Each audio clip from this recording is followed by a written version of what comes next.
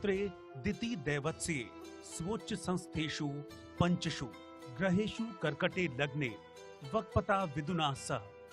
मतलब चैत्र मास के शुक्ल पक्ष की नवमी तिथि में पुनर्वसु नक्षत्र में 5 लग्नों के अपने उच्च स्थान में रहने पर और कर्क लगन में चंद्रमा के साथ बृहस्पति जब आया तब राम का जन्म हुआ, जिसे हम सदियों से राम नवमी के तौर पर मनाते आ रहे हैं। जो ज्योतिषी होता है वो सारे नक्षत्रों को देखकर उस कुंडली के चारों ओर को शुद्ध रूप से देखकर और उसका फल कहता है वो सच्चा होता है। इसलिए ज्योतिष शास्त्र कैलकुलेटर के लिए कंप्यूटर बहुत मुफीद है और इसका प्रयोग करना चाहिए। और फलित के लिए जो विद्वानों ने जो अनुसार बनाए हैं उसके अनुसार उसका मुहूर्त भी निकाला जाता है। वाल्मीकि जी के बाद तुलसीदास जी ने भी राम जन्म का समय और तारीख चैत्र मास की नवमी को ही बताया है। बाल कांड में उन्होंने एक चौपाई में लिखा है, नवमी तिथि मधुमास पुनीता, शुक्ल पक्ष अभिजीत हरिप्रीता, मध्य दिवस अति शीत न घामा, पावन काल लोक विश्रामा। मतलब राम के जन्म के समय पवित्र चैत्र का महीना था, नवमी तिथि थी, शुक्ल पक्ष और भगवान का प्रिय अभिजीत मुहूर्त था। दोपहर का समय था, न बहुत सर्दी थी न बहुत धूप थी। वो पवित्र समय सब लोगों को शांति देने वाला था। जिन ग्रह और नक्षत्रों का उल्लेख वाल्मीकि जी ने रामायण में किया है, उनके अनुसार दिल्ली के institute of scientific research on Vedas को त्रेता युग में भगवान राम के सटीक तारीख पता लगाने में सफलता मिली। आई सर्वे ने इसे वैज्ञानिक आधार पर प्रमाणित करने का दावा भी किया है। आई सर्वे के मुताबिक वाल्मीकि रामायण में बताए गए गृह नक्षत्रों के मुताबिक राम का जन्म आज से 7122 साल पहले 10 जनवरी 5014 ईसा पूर्व हुआ था और संस्थान ने राम के जन्म का समय दोपहर 12 बजे से 2 बजे के बीच होने का दावा किया है।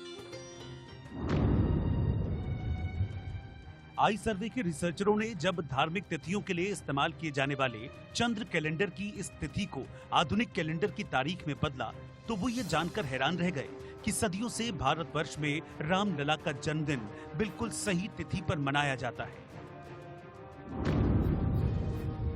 दरअसल 10 जनवरी 5014 ईसा पूर्व की अंग्रेजी कैलेंडर की तारीख को जब लूनर कैलेंडर में या चंद्र कैलेंडर या हिंदू कैलेंडर में बदला गया तो वो चैत्र मास की शुक्ल पक्ष की नवमी ही आया और समय भी 12 बजे से 2 बजे के बीच का। तो अंग्रेजी कैलेंडर के अनुसार 10 जनवरी, लेकिन हिंदू कैलेंडर के अनुसार चैत्र माह की नवमी ही राम जन्म की तारीख है। मेरे राम। इसलिए ज्योतिष के अनुसार ज्योतिष में विज्ञान का जो कंप्यूटर का कार्य है वो केवल गणित का कार्य ठीक कर सकता है, लेकिन गणित का कार्य ठीक करने पर भी वे फलित कार्य को जैसा विद्वान होता है, जैसा ज्योतिष का विद्वान होता है, जैसा उसने फीड किया है उसके अनुसार उसका फल दिया जाता है। राम जन्म पर आई सर्वे का अपना दावा है। हालांकि कुछ शोधकर्ता मानते हैं कि भगवान राम का जन्म 7323 ईसा पूर्व हुआ था। उनके मुताबिक राम के जन्म की तारीख वाल्मीकि के बताए गए गृह नक्षत्रों के आधार पर जब प्लेनेटोरियम सॉफ्टवेयर में डाली गई तो राम जन्म की तारीख आज से 9339 साल पहले 4 दिसंबर 7323 ईसा पूर्व थी। विवाद का कोई विषय नहीं है, क्योंकि राम सनातनी हैं और सनातनी पद्धति के द्वारा ही उनके जन्म का निर्धारण होना चाहिए। राम जन्म पर सभी शोधकर्ता आई सर्वे की गणनाओं से सहमत नहीं दिखते। कुछ और शोधकर्ताओं ने कंप्यूटर पर ही खगोलीय गणनाओं और ज्योतिषीय गणनाओं के आधार पर राम जन्म की तारीख 21 फरवरी 5115 ईसा पूर्व निकाली है।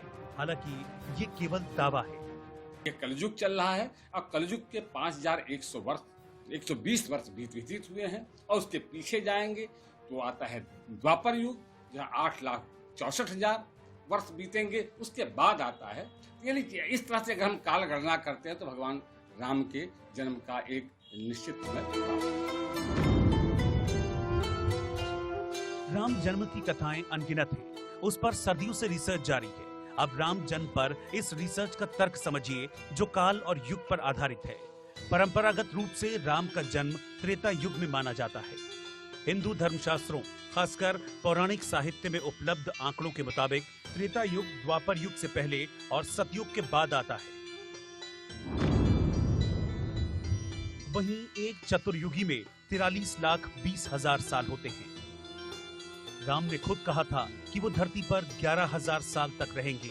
इसका जिक्र वाल्मीकि रामायण में मिलता है। रामायण में लिखा है, हत्वा क्रूरम दुराधर्षम देव ऋणी नाम भयावहम 10 वर्ष सहस्त्राणी 10 वर्ष शतानी च। इसका मतलब है देवताओं और ऋषियों को भय देने वाले क्रूर और भयानक राक्षसों का नाश करके मैं 11,000 वर्षों तक इस पृथ्वी का पालन करते हुए मनुष्य लोक में निवास करूंगा। इसका मतलब राम 11,000 सालों तक पृथ्वी पर रहे।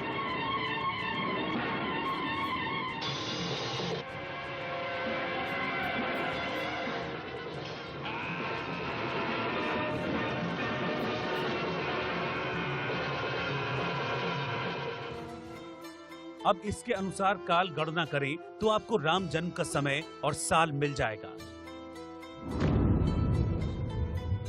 इसके लिए हमको पूरे द्वापर युग के 8,64,000 साल को अब तक बीते कलयुग के 5,100 साल और भगवान राम के धरती पर रहने के 11,000 साल को जोड़ना होगा, जिसके मुताबिक राम का जन्म आज से करीब 8,80,100 साल पहले हुआ माना जाता है।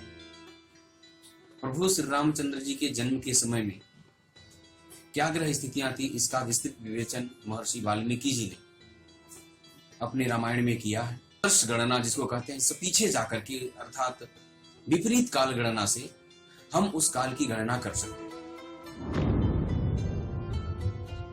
राम पर रिसर्च करने वाले मराठी विद्वान और शोधकर्ता डॉक्टर पद्माकर विष्णुवर्तक ने भी राम जन्म पर रिसर्च की और काल गणना को सही माना। वाल्मीकि रामायण के एक श्लोक में विंध्याचल और हिमालय की ऊंचाई को समान बताया गया है। इसके आधार पर राम जन्म के समय की गणना की गई।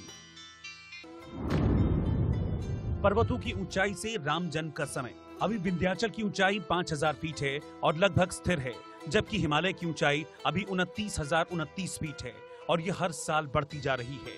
दोनों की ऊंचाई का अंतर अभी के समय करीब 24,029 फीट है।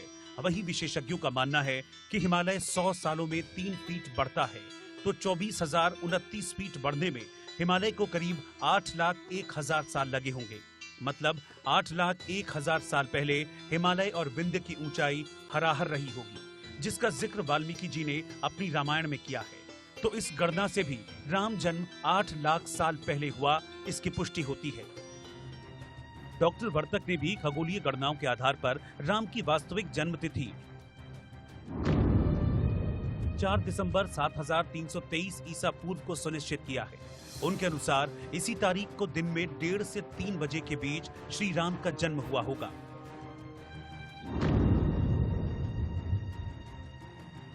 राम का जन्म लाखों साल पहले हुआ या हजारों साल पहले, यह विवादित है, क्योंकि कुछ साक्ष्य राम को लाखों साल पहले का बताते हैं तो कुछ साक्ष्य उनको हजारों साल पहले का।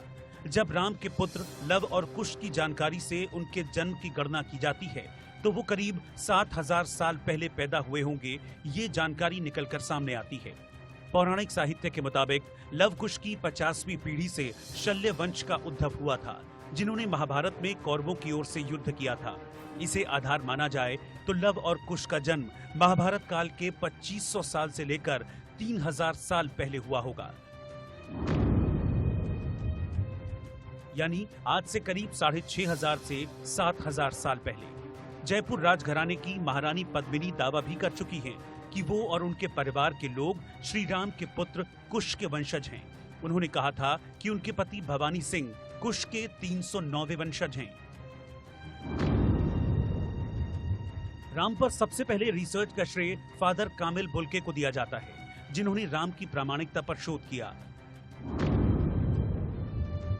उन्होंने पूरी दुनिया में रामायण से जुड़े करीब 300 राम रूपों की पहचान की। उन्होंने पूरी दुनिया में रामायण से जुड़े करीब 300 राम रूपों की पहचान की। राम के बारे में एक दूसरा शोध चेन्नई की एक गैर सरकारी संस्था भारत ज्ञान द्वारा पिछले 6 सालों में किया गया है। उनकी रिसर्च के मुताबिक अगली 10 जनवरी को राम जन्म के पूरे 7122 साल हो जाएंगे। उनका मानना है कि राम एक ऐतिहासिक व्यक्ति थे और इसके पर्याप्त प्रमाण हैं। राम का जन्म 5114 ईस्वी पूर्व हुआ था। इस रिसर्च में भारत ज्ञान को आध्यात्मिक गुरु श्री श्री रविशंकर की संस्था आर्ट ऑफ लिविंग का साथ मिला। चीन भले आज हमारा सबसे बड़ा दुश्मन हो, लेकिन राम के निशान वहां भी मौजूद हैं। चीनी रामायण को और दशरथ कथानम के नाम से जाना जाता है। इन दोनों ही ग्रंथों में रामायण के अलग अलग पात्रों का जिक्र है। इन चीनी रामायणों के अनुसार राजा दशरथ अयोध्या के नहीं बल्कि जम्बूद्वीप के सम्राट थे, जिनके पहले पुत्र का नाम लोमो था। चीनी लोक कथाओं के अनुसार राम का जन्म 7323 ईस्वी पूर्व हुआ था। ईश्वक वंश के राज्य के तौर पर आता है। हालांकि वो राम के पूर्वज भरत के बाद भारत हो जाता है। राम रहस्य के बालकांड में राम सेतु का जिक्र होना भी बहुत जरूरी है, क्योंकि वो भी राम काल और राम जन्म का जीता जागता प्रमाण है। तो हर साक्ष्य, हर इतिहास कह रहा है कि राम थे, हैं और रहेंगे। रिसर्च और दावे अपनी जगह हैं, लेकिन राम नाम सत्य है और उनका जन्म भी सत्य है। तारीख पर जरूर थोड़ी और रिसर्च की जरूरत है। जय श्री राम,